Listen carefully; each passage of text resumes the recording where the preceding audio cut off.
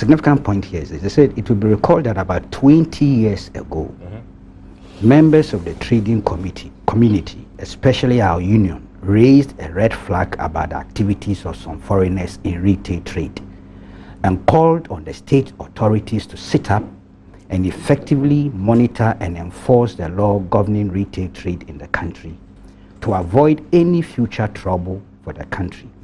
But all the concerns were not heeded to. Interesting. They are talking 20 years ago, meaning that you go back to 1999. That is if you do the mathematics. Okay, very interesting. This is Ghana for you. I have this Hansard here. It is dated 12th May to 26th May 1970. It's a bond copy, so all the proceedings. And going through it, I realized that on June 23rd, 1970, that's how many years ago? 49. Tomorrow. Years ago. Exactly. Parliament had an agenda on this matter like this. They were then debating before passage, the Ghanaian Business Promotion Act. That's what they were doing. And if you go through it, there was the point that they should restrict retail trade to Ghanaians. So this begs the question, what's really, really wrong with our leaders? Do they love Ghanaians? Do they love Ghana? Do they have the best interests at heart for Ghanaians in the country? Hi everyone, and welcome to I'm a Ghana Observer. I saw this video and I wanted to share parts of it, and so let's watch it and I'll be back to discuss. Because this is something that I'm sure you've talked about many times, except that the current manifestation of it has become very violent, ransacking with threats, etc., etc. How are you reading this? Well, I was just taking a look at Guterres' statement. It's dated 20th June 2019 on this matter. Press statement on the closure of foreigners shop in Kumasi, where they are declaring support for their counterparts in Kumasi, because according to them, some miscreant foreigners are the problem.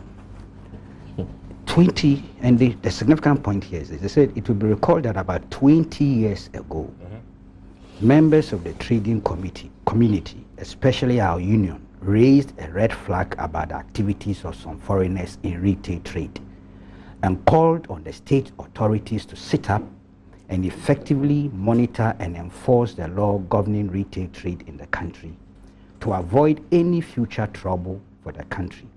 But all the concerns were not heeded to. Interesting. They are talking 20 years ago, meaning that you go back to 1999. That is if you do the mathematics. Okay, very interesting. This is Ghana for you. I have this Hansard here. It is dated 12th May to 26th May 1970. It's a bond copy, so all the proceedings. And going through it, I realized that on June 23rd, 1970, that's how many years ago? 49. Tomorrow. Years ago. Exactly. Parliament had an agenda on this matter like this. They were then debating before passage, the Ghanaian Business Promotion Act. That's what they were doing. And if you go through it, there was the point that they should restrict retail trade to Ghanaians. It's here. This is 49 years ago. Then, earlier, July 1st, 1968, the NLC decree 232 had the same agenda. So in fact, it was incorporated into this, because we are moved to constitutional era, so they had to do some constitutional re-engineering of that particular decree. That was 51 years ago.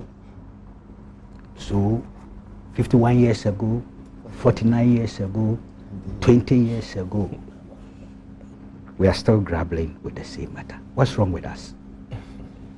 I like that question. What's wrong with us? Why are we incapable of sometimes curing certain very simple mischief? Why are we incapable? And this is a great nation, great minds, great people, great talents. So what's wrong with us? What is it that disables us or creates this perennial paralysis for us relative to things like this? And Kofi was referring to the aliens compliance order, I believe, and then the Ghana must go. Yeah. Yes, go. They brought $1 million. All those things came into play. So here you even have a question of also diplomacy in terms of the Nigerians. It's a mixture of politics, economics, and crime, because you've linked it to the kidnapping thing, and that's a significant thing in view of people taking advantage of a certain environment in order to perpetrate their own acts of illegality.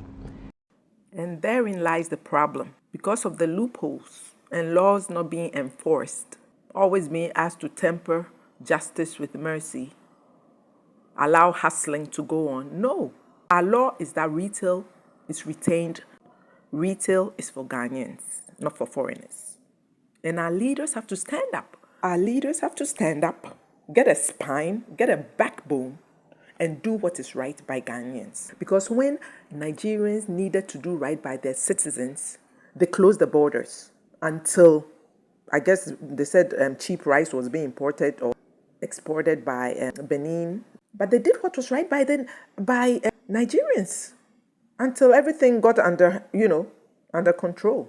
So why is it that our leaders cannot do that and just fold as soon as you see people approach you? And even within this video, they kind of pussyfoot around some of the issues, but I'll address that when I get there.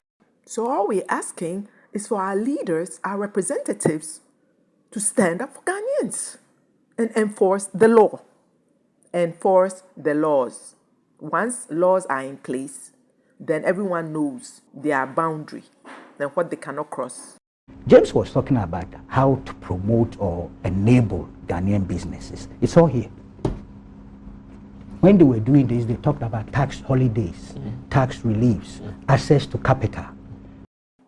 So that begs again the question, why haven't those things been put in place to empower Ghanaian traders? Why not? Because how are you going to compete when someone is getting access to low interest capital or gets their goods at a cheaper rate? How are you going to compete? And that's why the retail space law should be enforced. As simple as that. Relative to this Nigerian thing, and unfortunately, I don't know why we are talking only Nigerians, because there are also some non-Ghanaian West African nationals. Chinese. They're Chinese also as well. That's a different angle. I'm told they are now in the evangelical business too. Yes. Oh yes. Teaching the gospel. Oh yes. Yeah. There's a viral video on social media of a Chinese guy praying and calling for people to bring diplomacy, law enforcement, a combination of diplomacy and law enforcement is required. Those out there seeking to play the role of citizen vigilantes. And I hear you said, oh, because the state has failed. It's true to some extent. But I'm not sure we can sit here and recommend or commend them for those actions of constitutional lawlessness, if you like. I'm quoting Mr. Chachuchikata. Yes. You think you have the right to protest. Yes, you do. There are many ways. They could even go to court. And that's one solution right there. Go to court. Utah needs to go to court. And government needs to enforce the law. And therein lies the problem. Because if government does not do its job, it gives rise to citizen vigilantes. That's the problem. That's where the agitation starts. Government not enforcing laws in place will lead citizens to take things in their own hands. And no one is recommending it. No one wants that. So it's time for the government to do what Constitution tells them to do for the citizens of Ghana. To stop all this back and forth. Because then everyone knows their place. And that's what you've been hired to do on behalf of Ghanaian citizens. We hired you to do your job. So please do it. Well, there are lawyers here, so you can educate me. They could go to court to enforce the laws that they think the state is not enforcing. Have they tried it? I'm talking of the appropriate state regulatory bodies enforcing the law. And if we open this up and we domesticate it, no, but don't forget, if you are talking of the market, if you are talking of the market, don't forget that there will be no barrier for our people also to go to those other markets. But that has been one of their major concerns as well, that reciprocity isn't there. That when they go to try and do business elsewhere in the sub-region, they're not given the same access to their local markets. There are a lot of Ghanaians doing business in Nigeria. The first time I was here to locate the Ghanaian cane weaving community, a Nigerian told me point blank that these Ghanaians will steal my money. I was curious and I wondered why these two nationalities who share the same profession would have such level of animosity between them. And I'm here to find out why. If you're familiar with Maryland in Lagos, it is difficult to miss this beautiful display of handmade cane crafts. Beneath the Maryland Bridge, linking the Ojota area of the city, cane-based products such as chairs of all varieties, living room seaters, house decor, as well as baskets of all shapes and sizes are sold here. But behind this lush display of artistic brilliance lies a culture of discrimination against the migrant population of Ghanaian cane artisans, one which has been in practice for decades now. Unlike their Nigerian counterparts, Ghanaian cane artisans are restricted to a remote part of this cane weaving community. So what is the genesis of this unfair practice and why has it been perpetrated for so long? To find out, we paid a visit to Monkey Village, just behind the Maryland cane weaving community where the Ghanaian cane weavers live and work. This is Monkey Village, right here in Mende, Maryland, Lagos, Nigeria. In what appears to be the outback of the area, Ghanaian cane weavers are not allowed to venture beyond these parameters. While Nigerians are allowed to display their products, Ghanaians serve as laborers who manufacture these cane products for a fixed price. 54-year-old Adeyemi Bolarinwa concentrates hard as he weaves this basket. His calloused hands work deftly, and in a matter of minutes, he finishes one of his orders. Bolarinwa's father is Nigerian, but his mother is Ghanaian. Despite his being a Nigerian, Bolarinwa cannot sell his products directly to buyers. He can only sell to a group of Nigerian cane weavers, who in turn sell directly to customers. It's a rule among the Cane Weavers Association here which restricts non-Nigerian cane weavers from dealing directly with customers. They brought some job for one Nigerian man, according to the history, from 1986.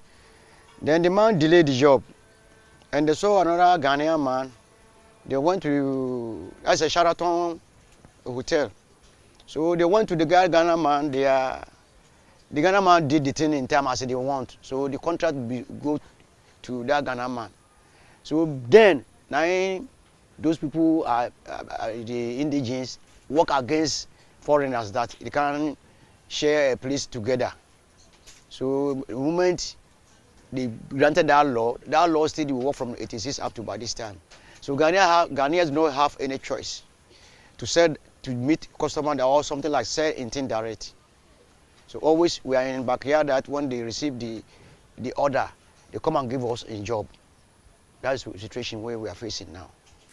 As migrant workers, Bolarinwa says he and other Ghanaians have no choice than to obey this restrictive rule.